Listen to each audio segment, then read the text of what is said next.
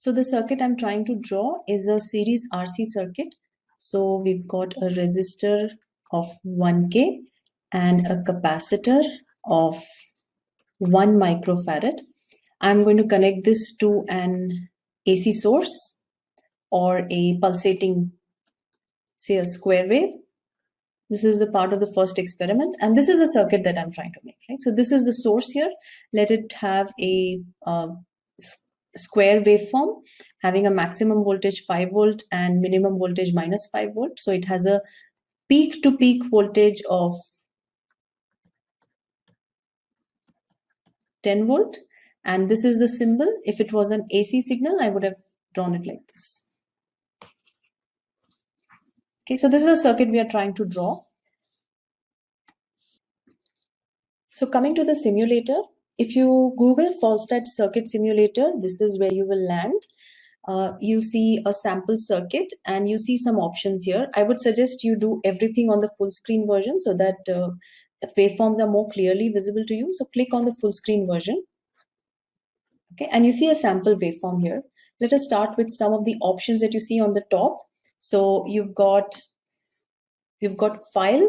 Okay, so file is going to give you options of opening a new file, importing certain files, saving, and all these things. So we'll come to this. Edit also has these regular edit kind of options like copy, paste, duplicate, select, zoom in and out. You also have this option of some keyboard shortcuts are shown here. Draw is the most important menu which we will be using. This is where you will find all the components. So adding a wire, adding a resistor, all of these also have keyboard shortcuts, like you simply press W and you can get a wire, simply press R on your keyboard and resistor is selected.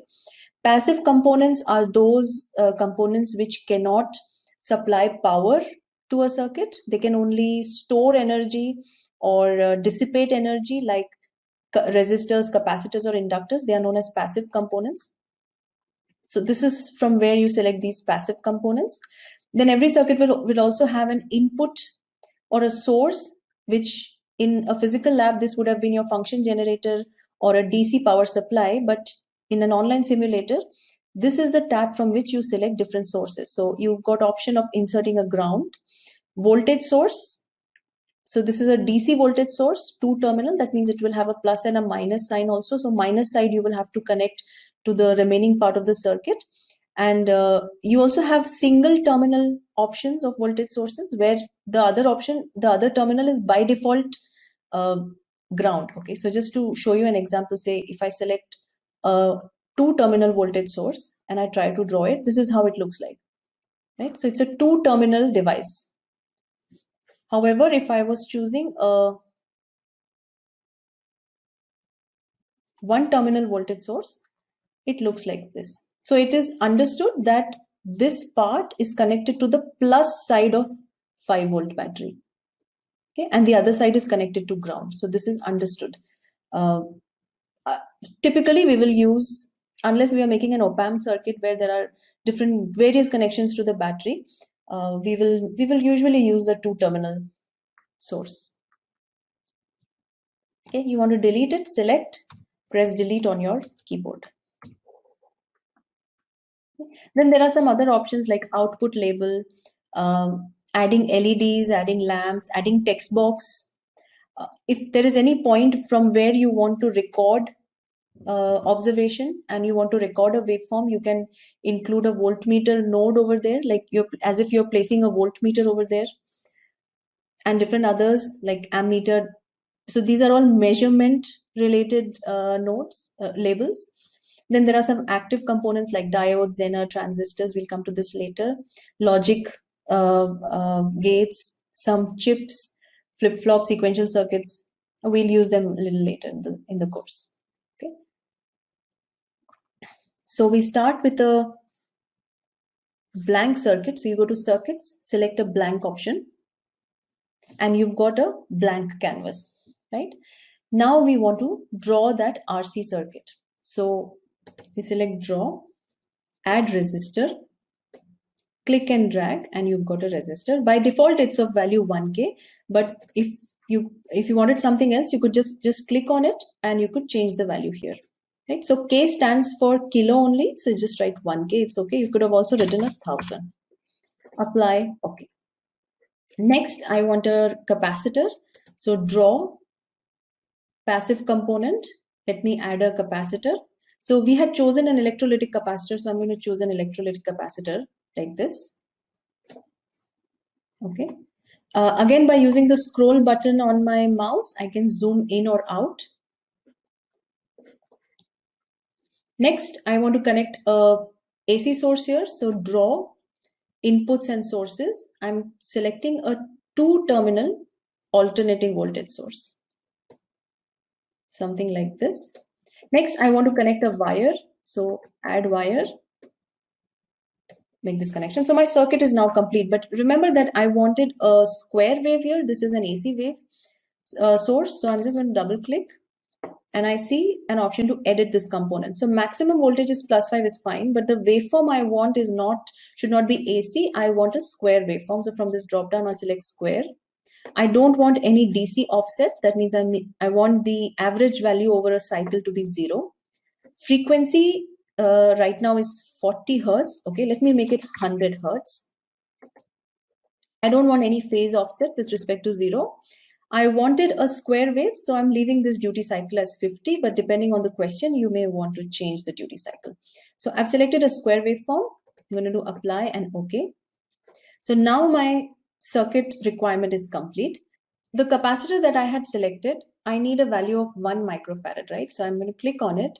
Right now it's 10 microfarad. I'm going to change it to 1. So to write micro, we normally use the symbol mu, right? But in this circuit simulator, you can simply use a U symbol to denote micro. So 1 U means 1 microfarad. Maximum reverse voltage is also to be mentioned for this electrolytic capacitor. So because I'm using a +5 to -5 kind of a voltage, that means at any given point, there could be about 10 volts of voltage. There's a maximum sweep is 10 volts. So I need that this capacitor should have a maximum reverse voltage of at least 10 volts. So I'm going to make it 10 volts. Otherwise, it's going to show me an error and it's not going to let us continue this simulation. So make sure you check these things. So I'm going to do an apply. Okay. Right. And I'm going to start the simulation. Right now, I did a right click and view scope. So what you see down is the input signal. You can expand this scope. You see a boundary line here, blue. Just click on it and move it up. If you want to zoom in to this waveform along the time axis, again, just keep your cursor or your mouse inside the scope. Use the scroll to zoom in. So scroll up and you will zoom in. And you want to zoom out, so scroll down. Right? So right now this is showing me the square wave. You see the label here. This is square wave generator. So this is the component it is showing me. Now I want to see the voltage across resistor and capacitor both. One important thing to note here is that normally in a digital storage oscilloscope that you would use in the lab, the DSO can display only voltage waveforms. It cannot show current waveforms by default. Okay, you've got to change certain things if you want to display a current signal there. But a DSO basically just measures voltage. So what we'll do in this experiment also is that we want to see only voltages. We don't want to see current right now, otherwise it will become a little confusing. So when you open this by default, you may be seeing two waveforms here. Okay, so please make sure that you do a right click, go to properties. These are the properties of this plot or the scope, and uncheck the show current box over here. Just have the show voltage box checked. Okay, if you check show current also, you notice that there's another waveform showing the current. So we don't want to see the current, just keep it as show voltage. Save this setting as default so that you don't have to do this every time. Apply and OK. Okay, so this is just the voltage. Now I want to see the voltage across this 1 kilo ohm resistor. So I'll do a right click here, click on view in scope, And here I've got the voltage across this across this resistor. Okay, I want to see the voltage across this capacitor. Click view in scope, and here I have the voltage waveform across this capacitor. Now, if I want to see them together, if I want to view them together, I can do a right click and do a combine. That means the left two waveforms will get combined and you see them in one single scope, just in different colors. Okay, you want to slow down the speed. So just from here, you can slow down the speed of the simulation, means the speed with which the waveform is traveling. Okay.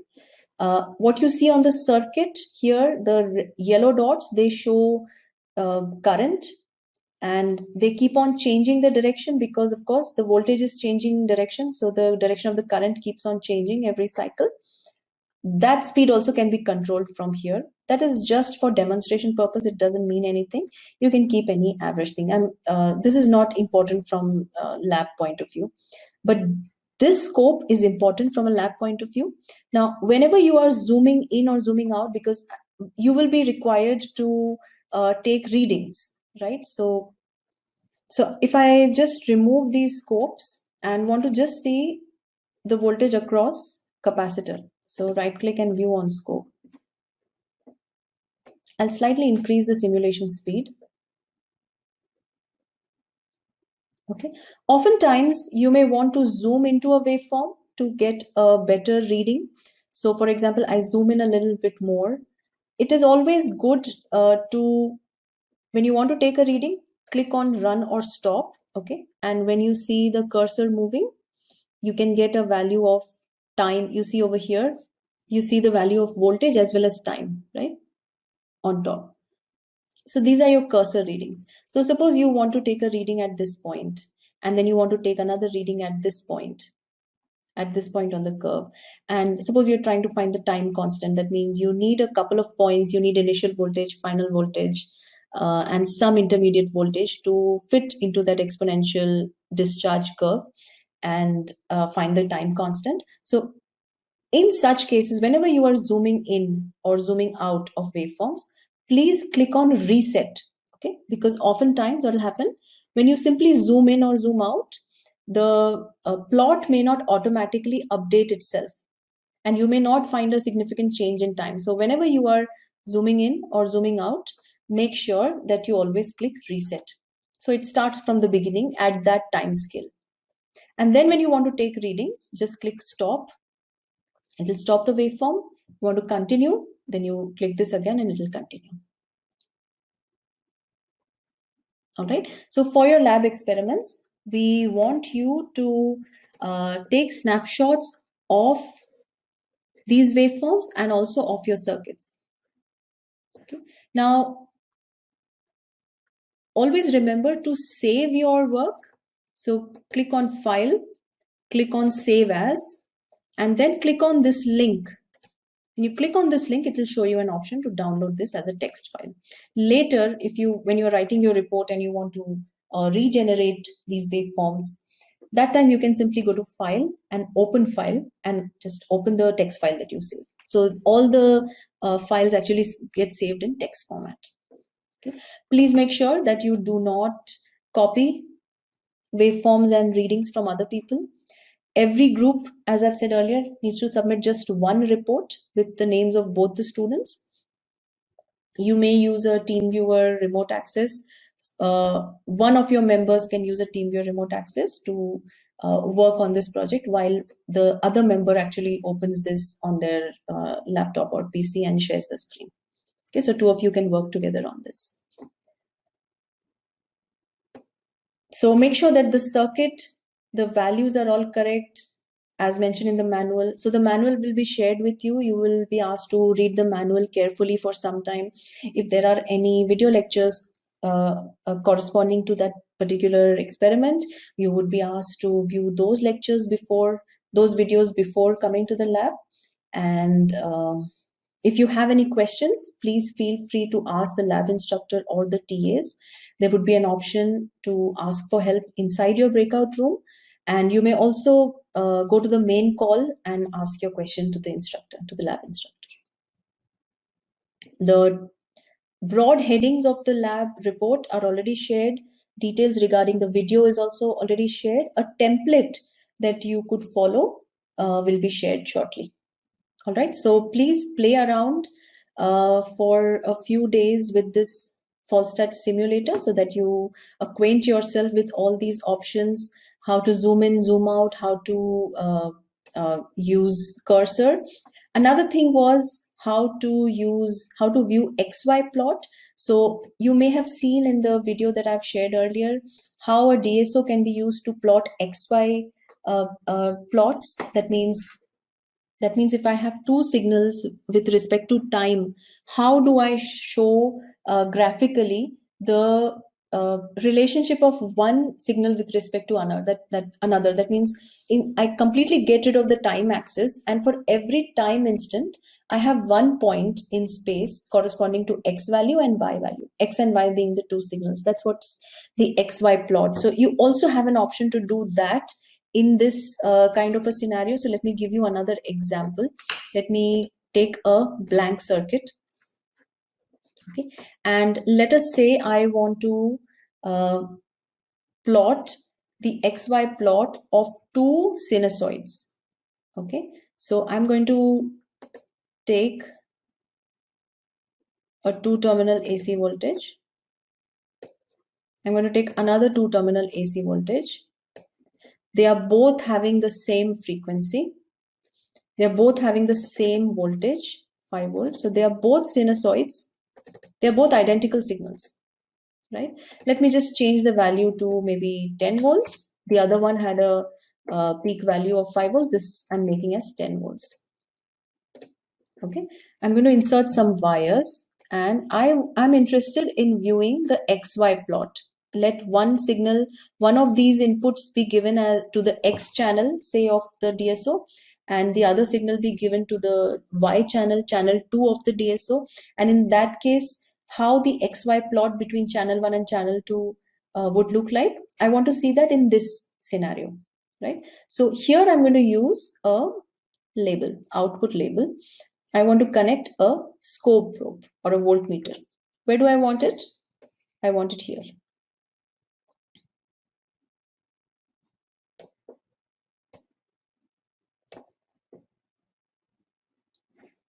All right. And I now want to view this on scope. Let me start the signal. This is the first signal. I am viewing this one. And I also want to view this one. Okay. So side by side, I have two signals. Let me combine these two together. Okay. So they have no phase difference, but just a change in the peak value. Now, from the first video lecture on familiarization, and where we talked about XY plot and Lissajous figure, you already know that the XY plot for such a case should be a straight line, right? There is no phase difference. XY plot should be a straight line having a slope which would not be 1 in this case. If the two signals had absolutely identical peak values, the slope would have been 1. Here the slope would be something different, right? Either 2 or half, depending on which one you're considering in x-axis and which one you're considering on y-axis. Now, how to display that XY plot? Do a right click, go to properties, plot XY. Okay, and here you've got the XY plot. If you look carefully, that point is going up and down and up and down. So here it already shows you. When you click on the axis, when I click on the plot, you can see that the first source is being considered as X and the second source is being considered as Y. Means on the Y axis, you've got the 10 volt peak to peak signal, and on the X axis, you've got the 5 volt peak to peak signal. Now, these two signals had the same frequency, but just different peaks. If there was a phase difference between the two, that means let me give this second waveform a phase shift of 90 degrees. Okay. That's how it would have been for a capacitor or an inductor, right? If these were not two voltages, but say current and voltage across a capacitor, in that case, they would have a phase difference of 90 degrees. And in that case, you know that the Lissajous figure would have been a ellipse. Let us see if that happens. Yes, right? So we have a Lissajous figure, which is an ellipse. Lissajous figures are also very useful when trying to uh, detect which kind of an element is there in the circuit. Also useful for identifying what is the ratio of the frequencies between the two signals which are being plotted across X and Y axis. So we'll share some content with you so that you can play around this a little better. But please feel free to experiment and form XY plot as well as voltage current plots for capacitors and resistors, and see the shape you would get if you were using a capacitor, means voltage current plot for a capacitor, and voltage current plot for an inductor, and find out what would be the difference between the two. Take this as a homework. All right. So this was just to show how to make an XY plot. Uh, within a few days of you practicing here, you'll be fairly comfortable with FirstAD simulator, and we'll do many experiments like this on this platform. Thank you. Have a nice day.